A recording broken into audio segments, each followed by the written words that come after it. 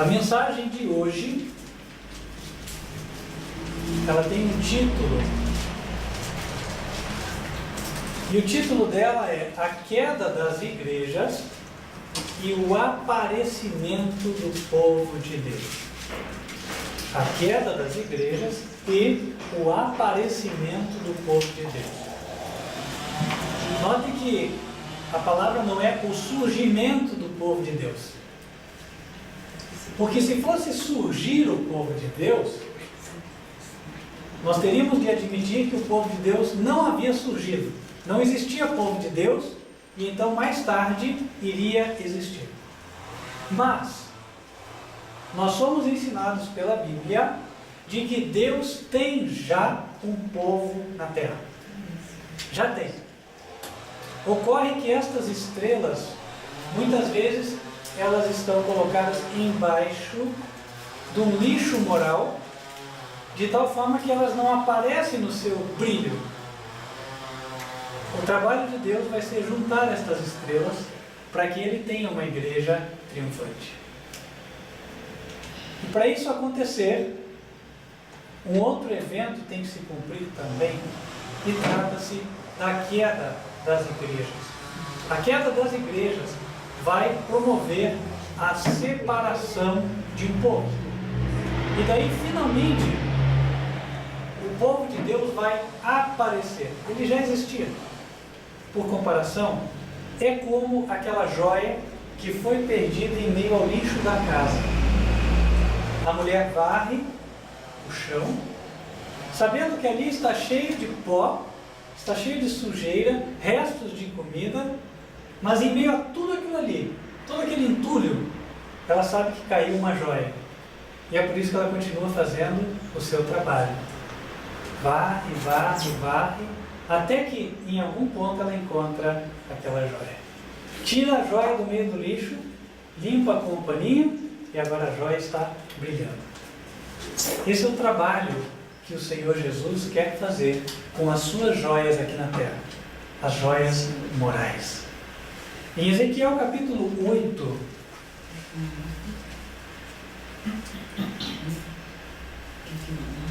no verso 3,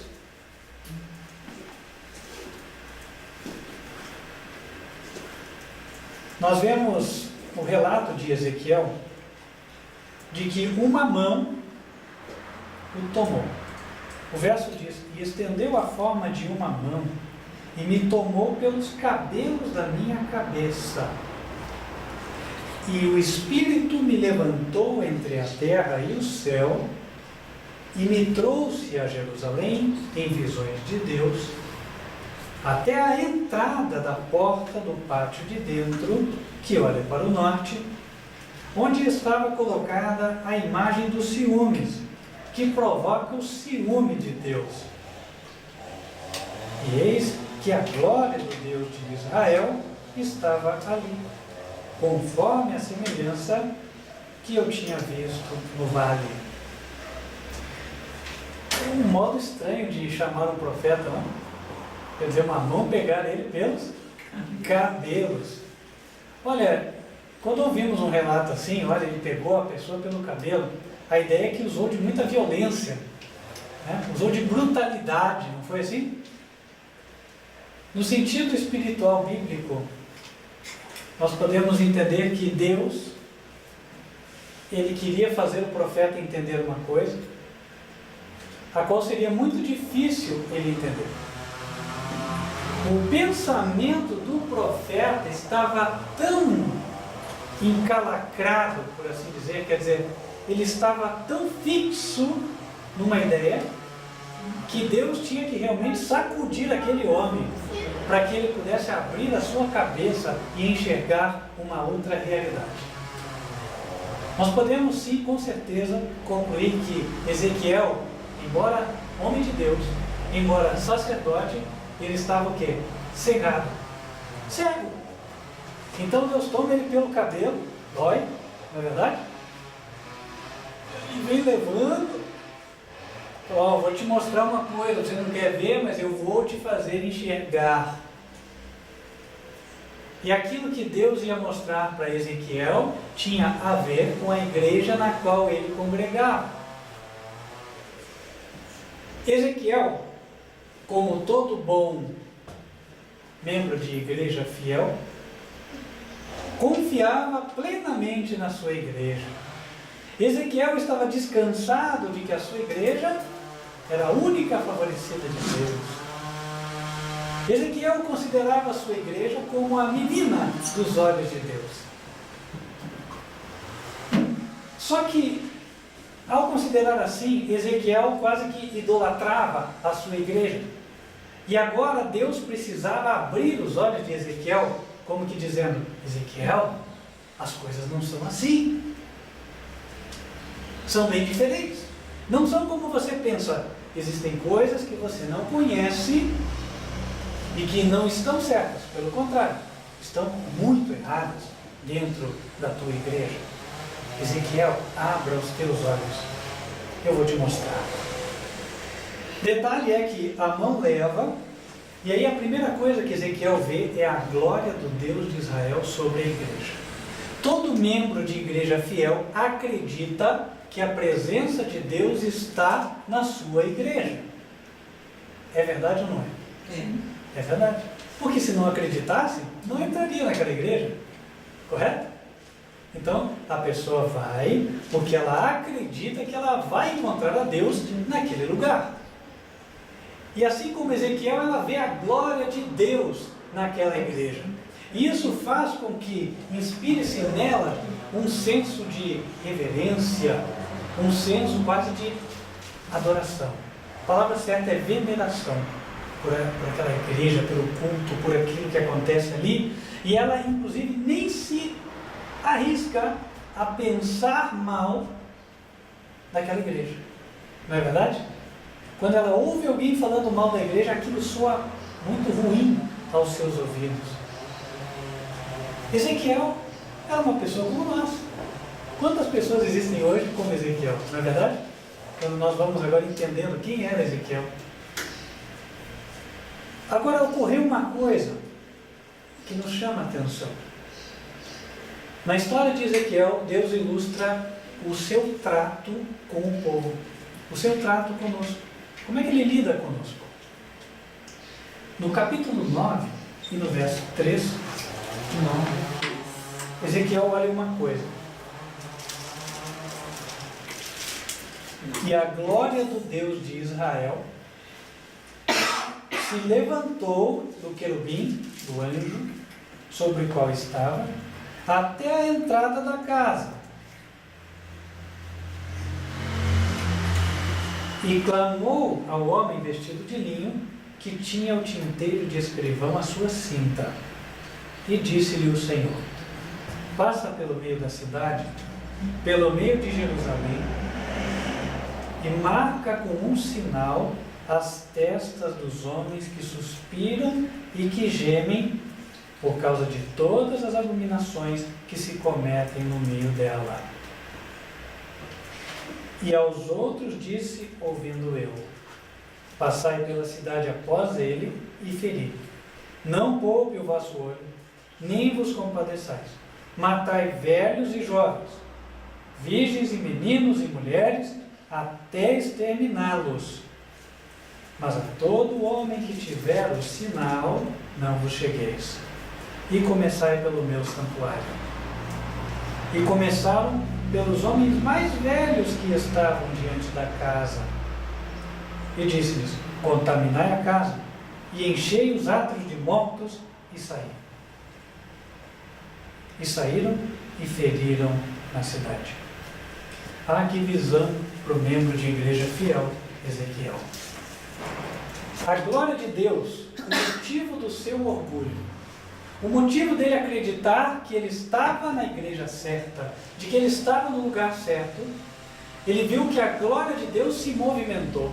Ela saiu de onde estava e agora ela se dirigiu para a porta. Isso significa que o movimento dela era em qual sentido? De sair. Quer dizer, ia acontecer o que Cristo disse mais tarde aos fariseus: a vossa casa vai ficar deserta.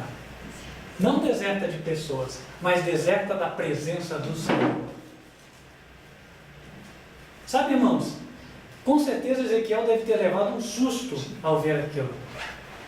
Porque de alguém que acreditava tanto na sua igreja, agora ver que a glória do Senhor sai dela, ele começa a entender que aquilo que era o seu objeto de veneração passa a ser nada mais do que mais um prédio de alvenaria. Como tantos outros. Depois que Deus saiu, meus queridos, pode fazer sala comercial, pode alugar, certo? Pode fazer outra coisa. Por quê? Porque aquilo não é mais sagrado. O que faz de um lugar sagrado é a presença de Deus. E de fato, a história mostra que poucos anos mais tarde, os babilônios vieram e destruíram o templo de Jerusalém. A visão de Ezequiel era uma profecia referente ao que ia acontecer. Aí Deus mostra primeiro que a glória dele sai. E quando a glória dele sai da igreja, a próxima coisa que Deus faz é chamar os seus sinceros que ainda ficaram lá. Porque ele fala assim para um anjo: vai lá e marca com um sinal aqueles que suspiram e gemem por causa das abominações que se cometem dentro da igreja. Então Deus está mostrando assim: Ezequiel, você enxergava que estava tudo bem na igreja. Tem pessoas que elas já enxergam que as coisas não estão bem. Estas pessoas estão suspirando, estas pessoas estão clamando, estas pessoas estão gemendo, porque elas veem o quê? Elas veem corrupção, elas veem idolatria, elas veem favorecimento, certo? Elas veem nepotismo, elas veem uma série de coisas erradas. Sejam bem-vindos. Sejam bem-vindos. Tudo isso acontecendo dentro da igreja, o erro sendo ensinado, a opinião do homem em lugar da Bíblia, e aí essas pessoas estão gemendo. Sabe, eu encontrei não faz muito uma pessoa que me abordou e falou: olha, hoje está tendo culto na minha igreja, mas eu não estou lá. E você sabe por quê? Porque eles têm chamado pastores que falam coisas as quais não estão na palavra, e eu não concordo. Interessante, né? Esse é um daqueles que gemem e clamam. Eu não precisei extrair nada da boca dele. Ele espontaneamente falou. A propósito, eu passei por fora da loja dele. Ele era um comerciante. Ele me chamou para dentro e começou a falar. Irmãos, então existem hoje pessoas que gemem e que clamam. Pessoas que estão em qualquer igreja, só que elas são pérolas para Deus. Porque elas querem fazer o que é certo. São sinceros, espalhados nas diferentes igrejas. Daí nós tiramos o ensino. Nós nunca podemos dizer: olha, quem é da denominação tal estão todos perdidos. Não, isso aí. Primeiro, que nós não somos juízes da terra. Segundo lugar, porque Deus tem as suas pérolas em cada lugar. E a Deus convém que estas pérolas sejam separadas do restante. Aqueles que suspiram e gemem foram marcados. Olha que interessante. Deus tem um cuidado especial por estas pessoas. Anjos de Deus velam sobre elas, mesmo nestes locais onde elas estão lá na sua ignorância. Só que a profecia mostra que haveria uma separação. Porque enquanto elas estavam sendo ali protegidas especialmente por Deus, os outros seriam marcados para destruição. E é interessante que a destruição, ela começou pelos mais velhos da casa. Os mais velhos eram, sabe, aquela pessoa que vai há muitos anos na igreja, sempre com a Bíblia debaixo do braço, e eles falam: não, aquele lá é um exemplo, ó, 60 anos de igreja, fantástico. Fantástico aos olhos do homem. Puxa, aquele ali não perde um culto, não perde uma missa, etc. Né? Bom, olha que religioso. Religioso talvez aos olhos do homem, aos olhos de Deus, nem sempre. Certo? Deus sabe. Deus sabe. Pode ser que aquele que vai a 60 anos seja realmente o mais consagrado da igreja, como também pode ser o mais devasso. Nós não sabemos. Né? Deus olha o interior.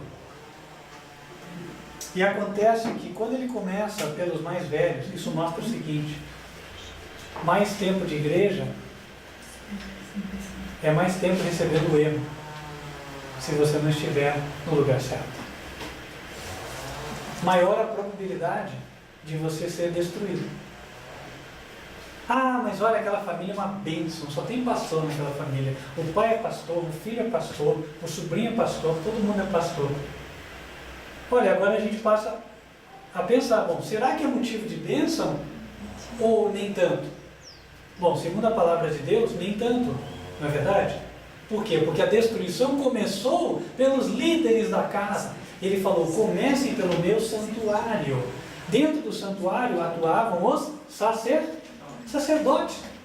O pastor que ensina o erro, ele vai ser o primeiro a ser destruído. Sabe, irmãos? Então daqui Deus quer nos despertar para algumas coisas. Não venere a igreja. Não venere a igreja. Não importa se o teu tataravô já era da igreja, aí o tatara, depois o bisavô, etc. E aí você está lá. Não importa, não venere a igreja. Porque Ezequiel venerava a igreja. Deus teve que pegar ele pelos cabelos e mostrar que não é assim. Em segundo lugar, não venere os líderes religiosos. Por quê? Os líderes religiosos são os primeiros a receberem a destruição. Venere a Deus. Obedeça a Deus. Outro ponto. Suspire e gema pelos pecados que se cometem na igreja. Não fique cegado dizendo, eu vou à igreja e se eles fizerem qualquer coisa, Deus vai acertar as contas com eles. Mas eu estou fazendo a minha parte. Entrando assim na igreja, de olho fechado. Será que nós estamos fazendo a nossa parte assim? Deus mandou nós sermos cegos voluntários? Não, irmãos. Sabe, se você chegou e você viu um pastor lá no púlpito falando, olha, deposita tudo que você tem, então esse é mercenário. Abre o teu olho, é mesmo. É o que você está vendo. Né? Aí você vê lá, né, o pastor abre a Bíblia, etc. Aí você sabe, né, que a Bíblia ensina uma coisa, aí o pastor ensina outra. Esse pastor não está sendo instrumento de Deus. Abre o teu olho. A pessoa vem lá com o símbolo do sol, está dizendo, você tem que engolir o símbolo do sol, bem redondinho. Deus falou? Se Deus não falou na Bíblia, abre o olho. Olha, abra a tua Bíblia, Bíblia católica ou Bíblia evangélica, tá bom? Os livros inspirados têm todas elas. Eu não tenho preconceito com as Bíblias. Abra lá. Leia Êxodo 20, 10 mandamentos. Quem não ensina aquilo ali, não está te ensinando o certo. Então nós precisamos ficar atentos. Era o que acontecia em Ezequiel. A obra do sacerdote tinha que ser ensinar o povo. No livro de Malaquias, capítulo 2, Deus fala claramente qual é a obra de um verdadeiro sacerdote, um verdadeiro pastor. Malaquias 2, verso 7. Porque os lábios do sacerdote guardarão a ciência, e da sua boca, o que o povo vai buscar? Podem abrir lá, Malaquias capítulo 2, verso 7. O que é que o povo tem que buscar, ou deve esperar buscar, da boca de um sacerdote, um pastor? Porque os lábios do sacerdote guardarão a ciência, e da sua boca buscarão a lei. O quê? A lei. Alguma Bíblia diz instrução? Aqui a minha diz a lei. Bíblia Almeida, revista e corrigida. Porque ele é o anjo do Senhor dos exércitos. Olha que interessante, irmãos. O que é que o pastor, o que é que o sacerdote tem que ministrar para o povo? Tem que ministrar a lei, os mandamentos do Senhor, os 10 mandamentos de Êxodo, capítulo 20. Aí diz, ele é o anjo do Senhor dos exércitos. Sabe, Eu ouço muitas vezes, assim, né? Ah, o pastor é o anjo da igreja. Aí numa igreja que não guarda os mandamentos. Olha, irmãos, o pastor está sendo o anjo da igreja? Não. Ele só é o anjo da igreja quando ele ensina a lei. Os 10 mandamentos.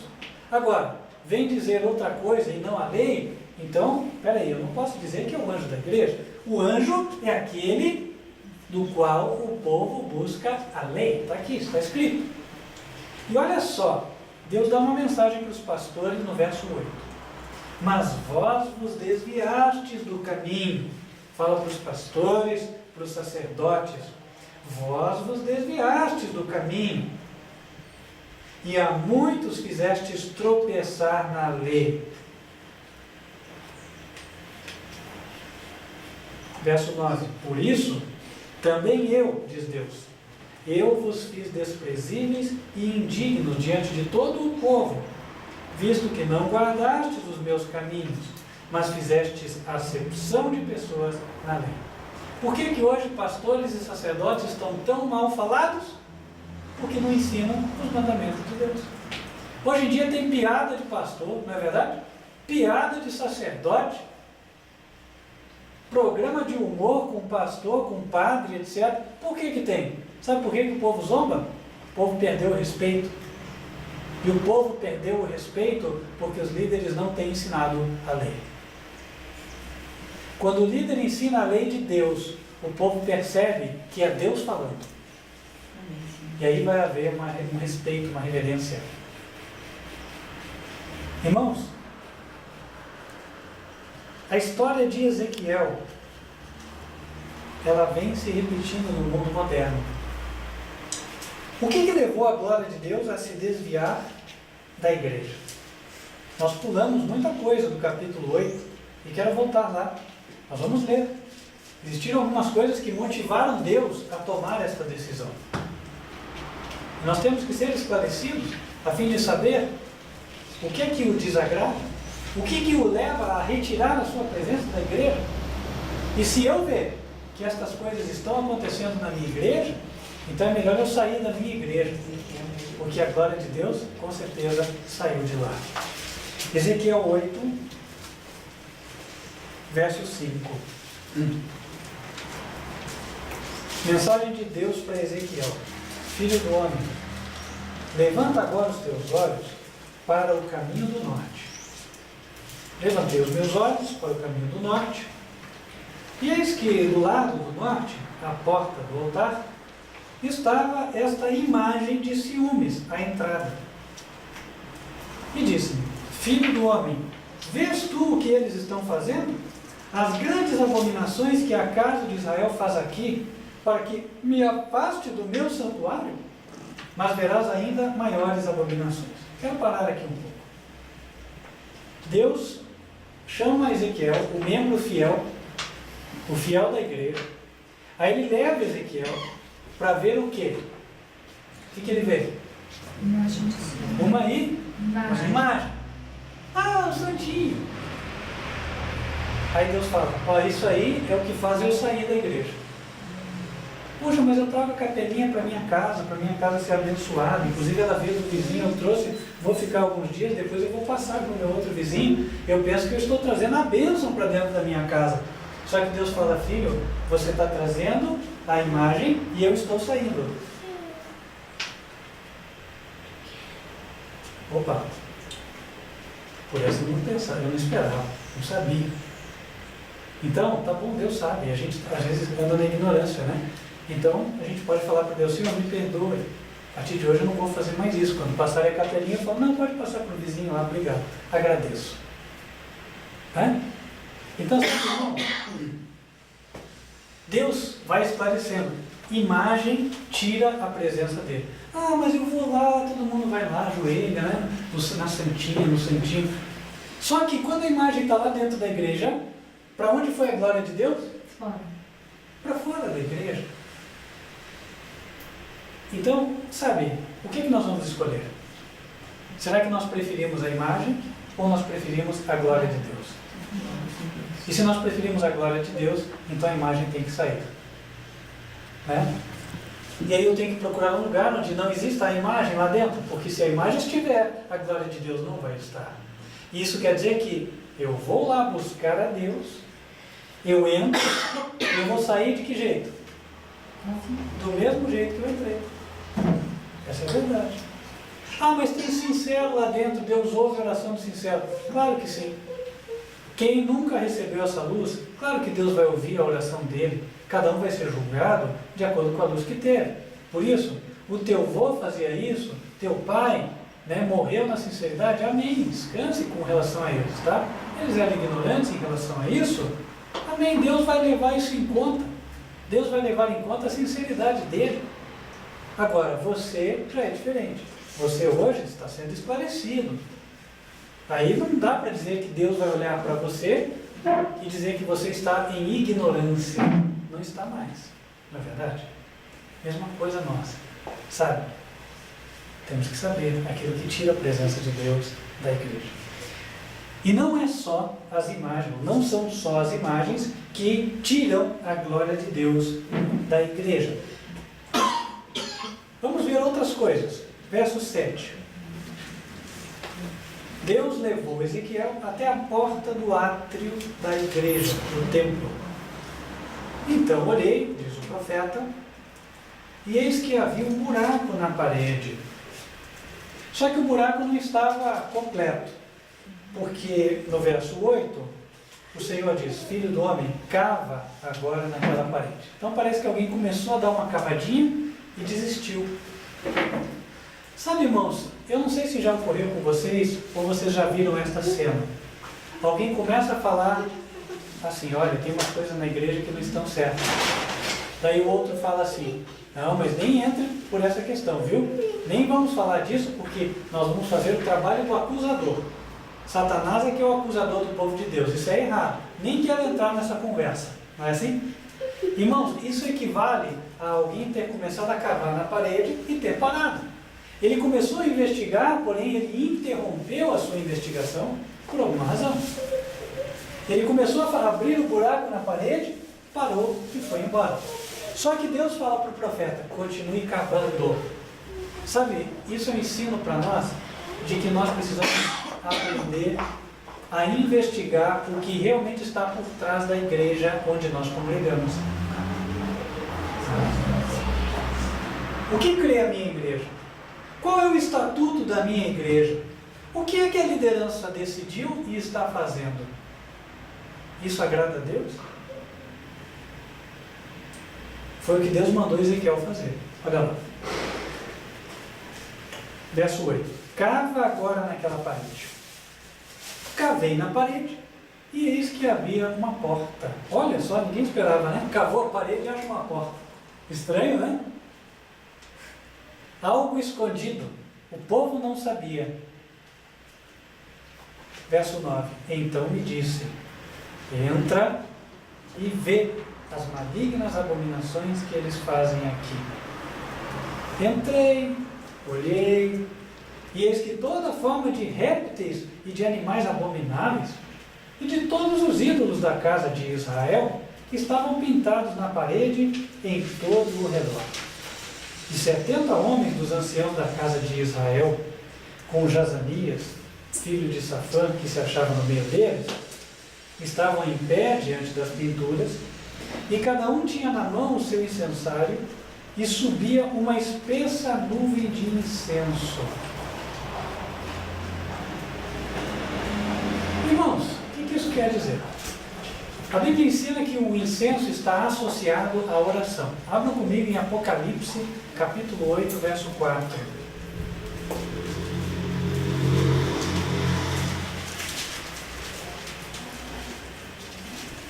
Apocalipse, capítulo 8, verso 4.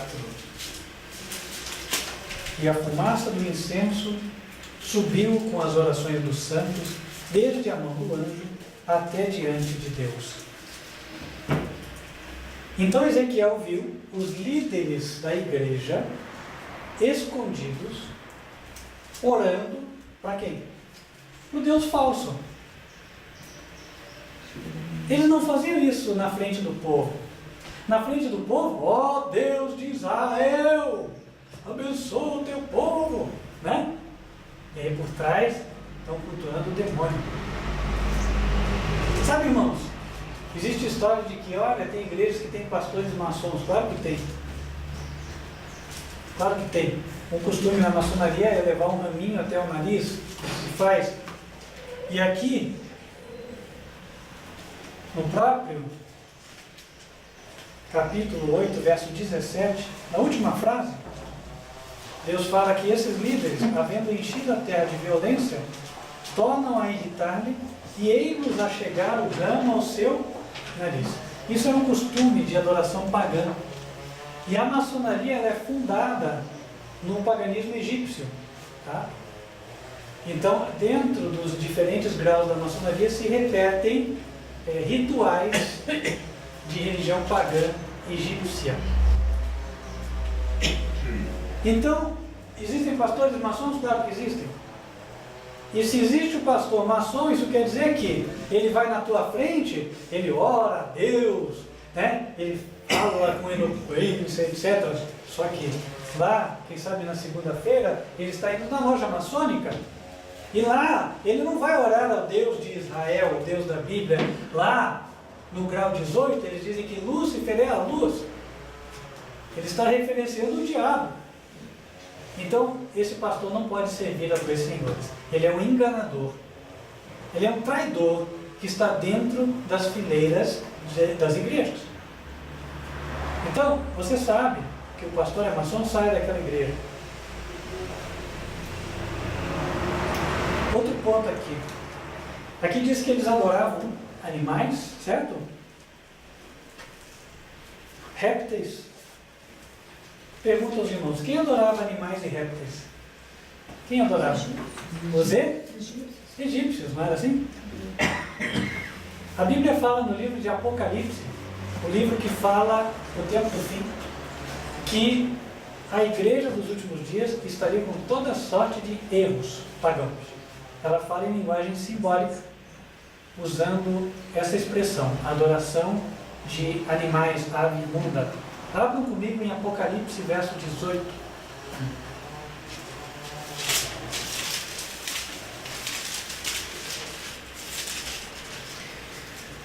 Apocalipse 18, verso 2.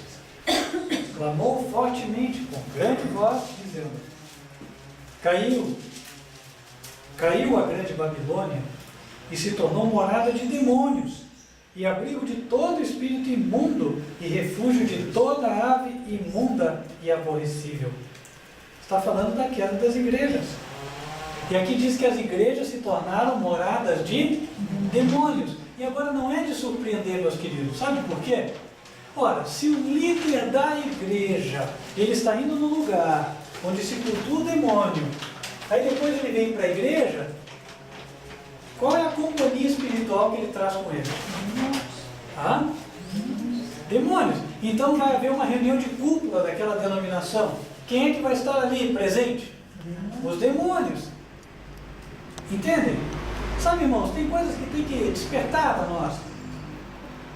Por exemplo, alguém aparece diante do povo com uma cruz vergada. Alguém sabe o que significa uma cruz vergada?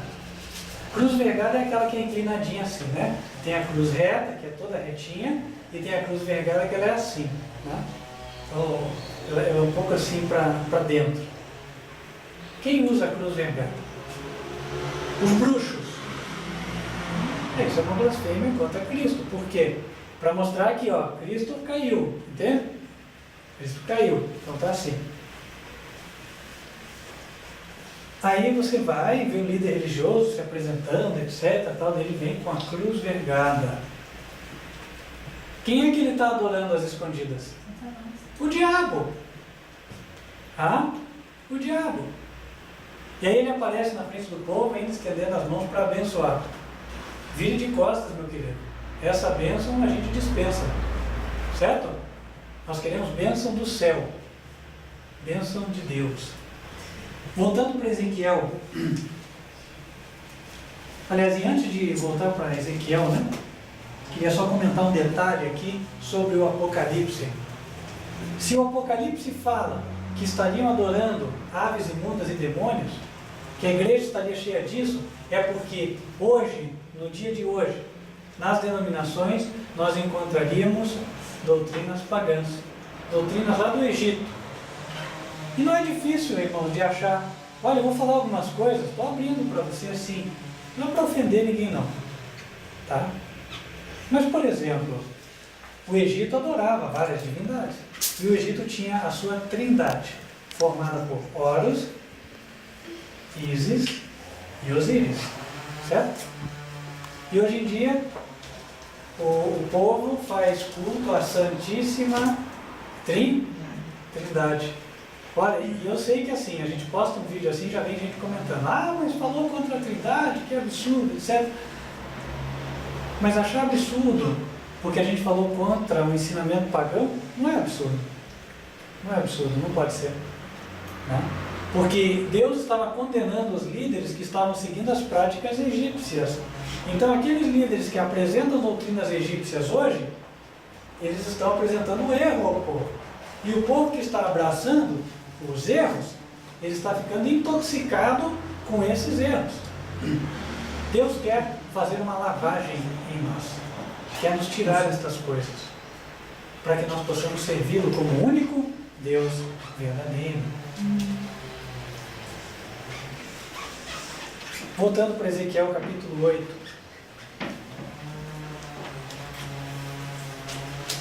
Olha só o que está no verso 12. Irmãos, isso é impressionante.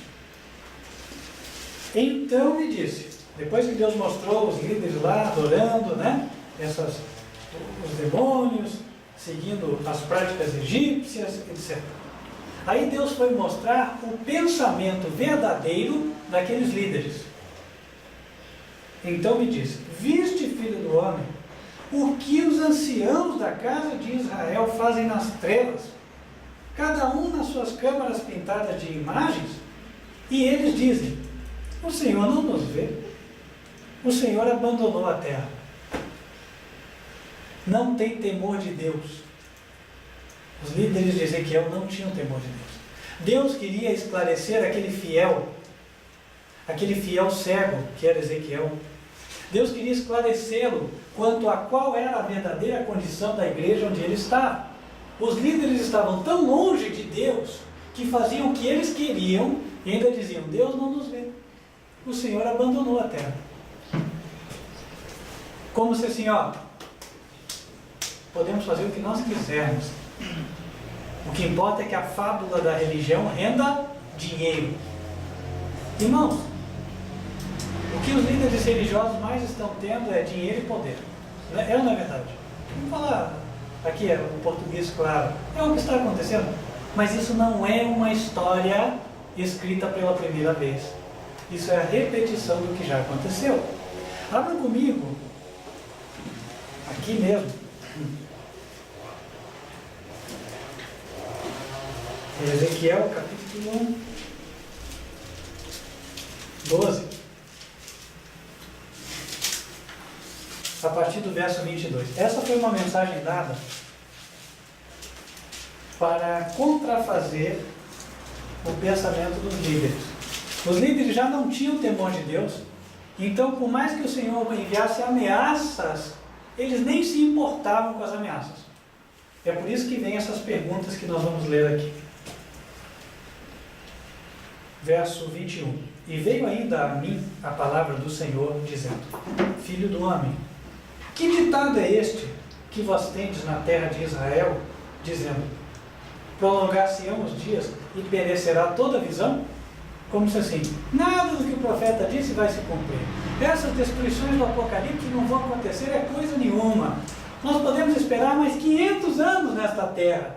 O povo da igreja não precisam ser despertados por esses fanáticos alarmistas, esses fundamentalistas pregadores do Apocalipse. Vocês não se preocupem com eles, porque Jesus pode voltar amanhã ou daqui a 500 anos. Perecerá toda a visão e nada vai se cumprir? Essa foi a pergunta que Deus fez. Verso 23. Portanto, diz-lhes, assim diz o Senhor Jeová, farei cessar esse ditado, e não se servirão mais dele como provérbio em Israel. Mas diz-lhes, chegarão os dias e a palavra de toda visão. As profecias vão se cumprir. Porque não haverá mais nenhuma visão vã, nem adivinhação lisonjeira no meio da casa de Israel. Vão acabar as profetadas, aquelas profecias da carne, aquilo que o homem fala e Deus não mandou ele dizer, aqueles sermões que é só para pacificar o povo, tranquilizar a consciência do povo. Vai acabar isso.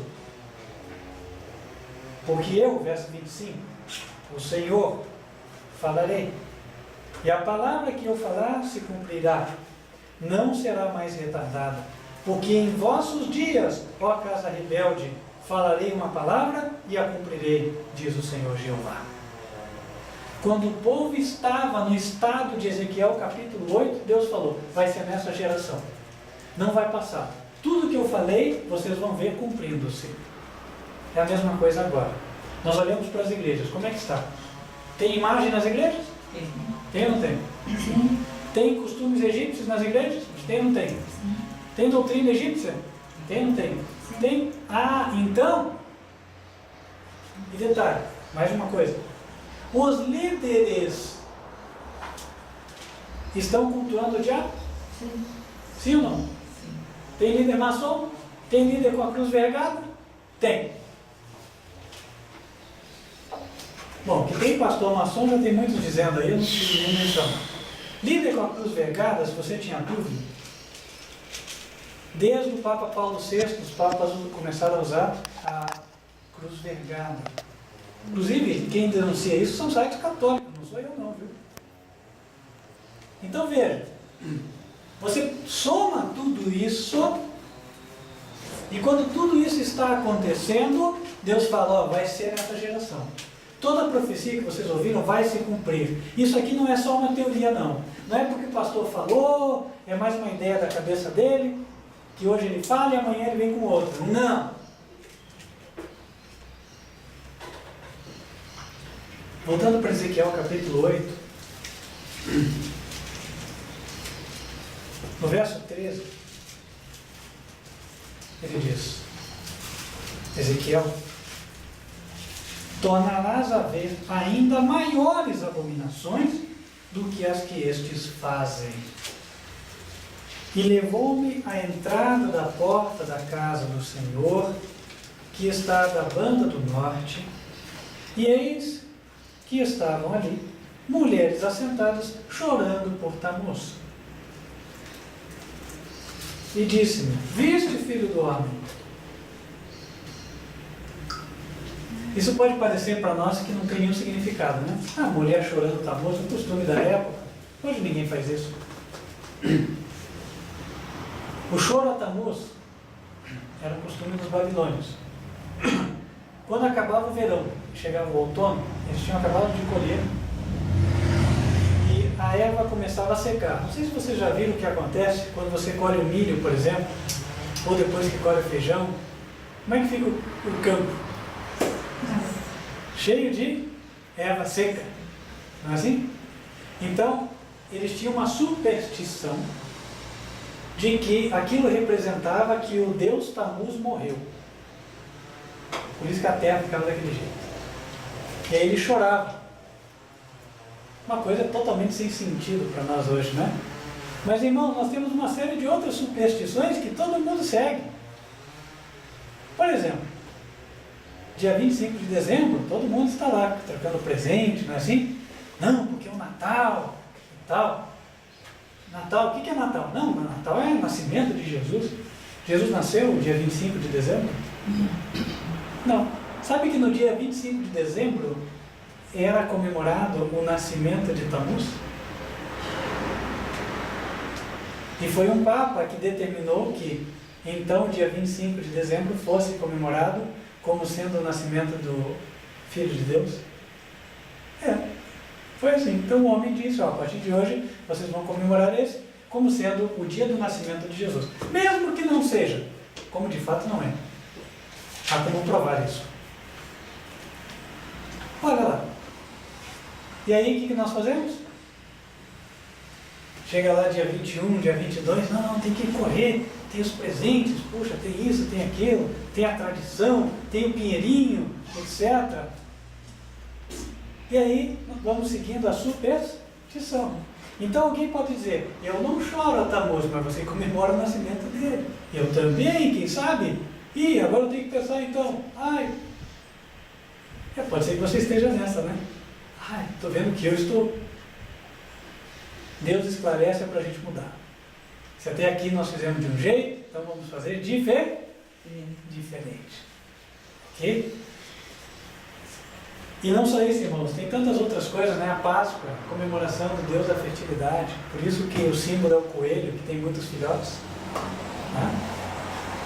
Uma outra superstição que é seguida aí. Sem falar de Dia dos Pais, Dia das Mães, Dia dos Namorados, Dia das Crianças, etc, etc. Qual é a razão por trás disso? Dinheiro. Dinheiro, você gasta, não é assim? E alguém ganha com a tua superstição. Soltar fogos no dia 31 de dezembro. Quem disse que dia 31 de dezembro é a passagem de ano? Não começou ano novo nenhum. Isso é convenção. Convenção humana. Mas aí o pessoal vai e gasta lá com mais fogos, né? Fiquei sabendo lá que só uma prefeitura investiu mais de R$1 milhão para fazer a queima de fogos. Aí chega no outro ano, falta saneamento básico, certo? Na mesma cidade faltou água. Olha só que incoerência. Né? Então, sabe, irmãos, nós precisamos deixar as práticas erradas. Verso 16. Aí Deus chegou no cume com Ezequiel. Levou-me para o átrio interior da casa do Senhor, e eis que estavam à entrada do templo do Senhor, entre o pórtico e o altar, cerca de 25 homens, de costas para o templo do Senhor, e com o rosto para o oriente, eles adoravam o sol, virados para o oriente. Então me disse: Viste, filho do homem, há coisa mais leviana para a casa de Judá do que essas abominações que fazem aqui? Havendo enchido a terra de violência, tornam a irritar-me. E ei-nos chegar o ramo ao seu nariz. Pelo que também eu procederei com furor. Irmãos, eu vou fazer uma pausa aqui, eu quero comentar. Vê que bem na hora que nós fomos falar desse assunto aqui, começaram a passar carros, né, fazer muito barulho. Isso é coisa do diabo. Ele não quer que você saiba o que você vai ouvir agora. Então preste atenção. Tinha 25 homens de costas para o templo do Senhor, com o rosto para o oriente, e eles adoravam o sol virados para o oriente. Toda a liderança da igreja adorando o sol. Então Deus disse, verso 17: Viste, filho do homem, há coisa mais leviana para a casa de Judá do que essas abominações que fazem aqui? Havendo enchido a terra de violência, tornam a irritar-me, e ei-nos a chegar o ramo ao seu nariz. Pelo que também eu procederei com furor. O meu olho não poupará, nem terei piedade. Ainda que me gritem aos ouvidos com grande voz, eu não os ouvirei. E aí vem aquela destruição que nós vimos no capítulo 9. A última das abominações, aquela que chegou à culminância, ou seja, que foi o máximo que Deus suportava, foi quando a liderança da igreja adorou o sol. Qual é o dia de adoração ao sol? Domingo, vem do latim dominus. Dominus significa dia do Senhor, Deus o sol. Os romanos adoravam o sol como o Deus invicto, ou o Deus sol nunca vencido, como eles diziam. Por isso, o estandarte do seu exército era o sol, porque os romanos naquela época eram invencíveis, entre aspas, né? Eram invencíveis. Então, eles eram os favorecidos do Deus sol nunca vencido. E aí, implementavam a prática da observância do domingo, do primeiro dia de semana, como sendo dia de adoração, dia de culto. E essa prática continuou em Roma, não mais como Roma pagã, mas na Roma que se seguiu, a Roma papal. E ela se espalhou no meio do cristianismo, e hoje a maioria das igrejas continua com essa prática. Quando Deus diz, meus queridos, está aqui, Ele fala o quê? Que esta é o cúmulo para Ele. É o cúmulo. Tá? Chegou nisso, Deus fala, chega. Então, o que nós devemos fazer? Será que nós devemos continuar nessas igrejas? Ou nós devemos sair dessas igrejas? Nós devemos sair dessas igrejas. Porque Deus disse que a destruição virá sobre elas. E aqui voltamos ao Ezequiel, o membro fiel da igreja. Depois de ser levado pelos cabelos, depois de ter visto coisas que ele nem imaginava, depois de ter a sua mente esclarecida para ver o que era de verdade a sua igreja, aquela igreja onde estiveram os seus pais, os seus avós, os seus bisavós. Depois de ver tudo isso, então Deus mostra o que ia acontecer com aquela igreja. Ia haver a destruição. Então, irmãos, e você que assiste, tão certo como no tempo de Ezequiel isto se cumpriu, vai se cumprir nos nossos dias. Estas igrejas que ensinam a observância do domingo, estas igrejas que ensinam a doutrina pagã da Trindade, estas igrejas onde pastores vão lá na loja maçônica e depois aparecem no culto para pregar, essas igrejas vão ser destruídas. E se esses pastores não se arrependerem, vão perder a sua vida eterna e também vão ser destruídos. Então Deus faz um apelo a você: saia desta igreja, não fique mais lá. Ezequiel era um membro fiel até aquele dia. A partir dali, com certeza, ele passou a pensar diferente. E é o que Deus nos quer levar a pensar também. Não ficarmos presos à tradição dos pais, mas libertos pela verdade bíblica. Lembre-se, Ezequiel 9, verso 4. O Senhor disse: passa pelo meio da cidade, pelo meio da igreja. Passa pelo meio da igreja, marca com um sinal as testas dos homens que suspiram e gemem por causa de todas as abominações que se cometem no meio dela. Sabe aquela pessoa que diz: não, esta igreja aqui não tem nenhum erro, esse não vai receber o sinal de Deus. Pode ter certeza, fique tranquilo. Aquele outro que diz: não, mas que absurdo falar contra esta igreja de Deus, que Deus fundou. Ora, Deus não fundou a igreja de Israel? Fundou ou não fundou? Não. Fundou. A igreja de Israel ele fundou, sim. Era uma teocracia, na verdade.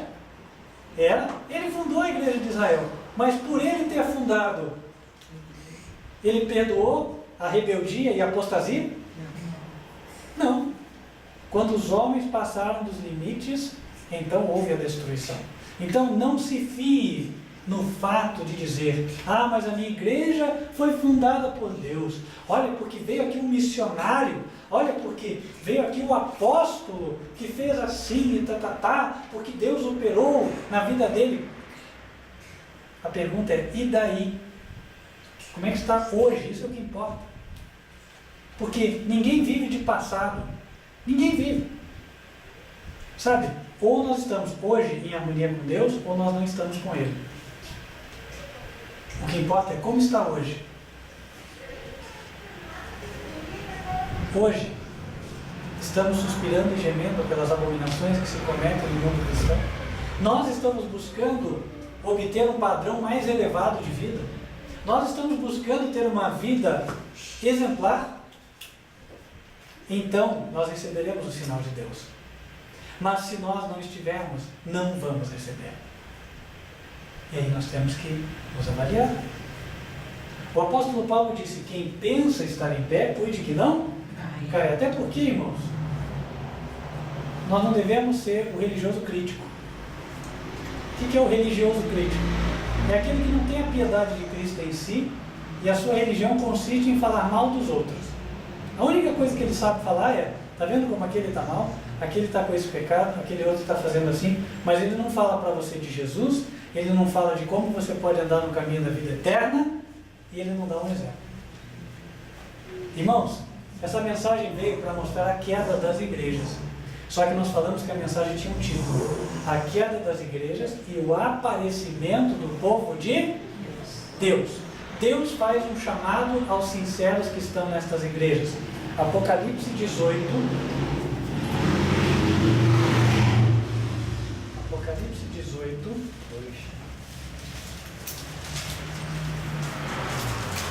Verso 4. João diz: eu ouvi outra voz do céu que dizia: sai dela, povo meu, para que não sejas participante dos seus pecados e para que não incorras nas suas pragas, porque já os seus pecados se acumularam até o céu, e Deus se lembrou das iniquidades dela. Sai dela, povo meu.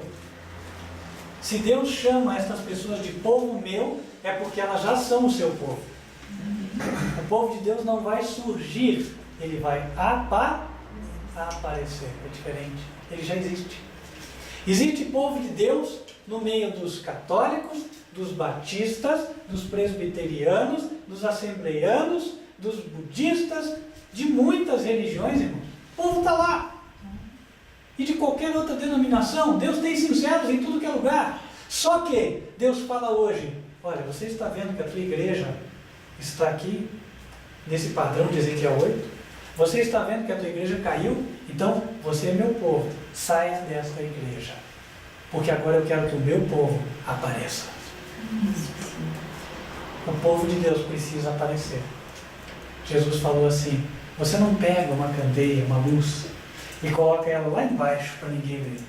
Você põe ela no velador, certo? Para todos verem a luz. Assim também deve resplandecer a nossa luz ao mundo. E para isso nós temos que ser um povo distinto, um povo separado dos outros, um povo peculiar de Deus, um povo obediente e que dê testemunho. Irmãos, aqui fica o apelo. Talvez você pense: poxa, eu não sou indigno, eu sou fraco, eu não vejo como eu poderia fazer parte deste povo. Mas apegue-se a uma coisa que Deus já falou.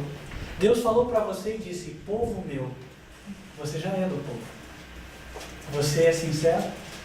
Você ouviu esta mensagem e atendeu? Você já é do povo. Então tome isso como verdadeiro, porque Deus disse. E aceite o chamado dele. Venha até Jesus, para que você apareça. Apareça como testemunho de Cristo. Apareça como cristão de verdade.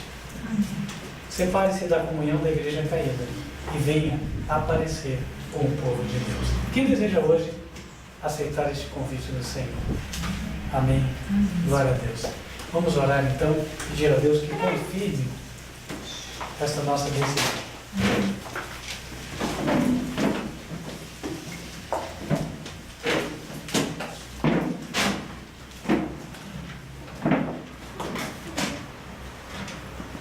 Senhor Deus, que nos altos céus habitas, queremos agradecer o teu chamado. O Senhor chama todos os sinceros para que apareçam e se congreguem, se reúnam, a fim de que finalmente o Senhor tenha uma igreja na terra, uma igreja que o Senhor possa chamar de pura, santa, irrepreensível. Senhor, nós reconhecemos nossas falhas, mas pedimos o poder de Jesus para que o Senhor nos purifique. Hoje o que podemos dizer é que aceitamos o teu chamado. Amém. E queremos pedir que o Senhor nos dê força, ó Deus, para andarmos em harmonia com a tua vontade. Amém. Ó Senhor, se há alguém que ouviu esta mensagem, chegou à conclusão de que a sua igreja caiu, que ele tome a decisão. Amém. Não deixe para amanhã, porque esta decisão tem a ver com a vida eterna ou a morte eterna. Isto não é uma brincadeira. Ó Deus, que o Senhor possa fazer cada um entender claramente o peso que tem uma decisão como essa. Senhor, aqueles que se veem com dificuldades de se desvencilhar das igrejas caídas, que o Senhor lhes dê força e firmeza de propósito, que eles saibam dizer: não, aqui eu não vou mais. Ó Deus, estou ciente de que o diabo não vai desistir tão fácil. Certamente haverão convites dos amigos, ex-membros, colegas de igreja, para que voltemos. Mas, Senhor, que possamos entender qual o propósito que o Senhor tem na nossa vida e que não olhemos para trás. Amém, Senhor. Ó Deus, abençoa esta pequena congregação. Amém. O teu pequeno povo, Senhor, aqui e que nos assiste pela internet. Amém. Que eles possam, Senhor, permanecer firmes, possam avançar em obediência. Que o inimigo não tenha poder sobre eles. Aqueles, Senhor, que ainda resistem à tua mensagem, que o Senhor continue a insistir nos seus corações. Amém. Até que eles venham a ceder. Amém. Te rogamos estas bênçãos, ó Deus, em nome de Cristo Jesus. Amém. Amém. Que o Senhor te abençoe e te guarde. Que o Senhor faça resplandecer o seu rosto sobre ti e de ti tenha misericórdia. Que o Senhor levante sobre ti o seu rosto e te dê a paz.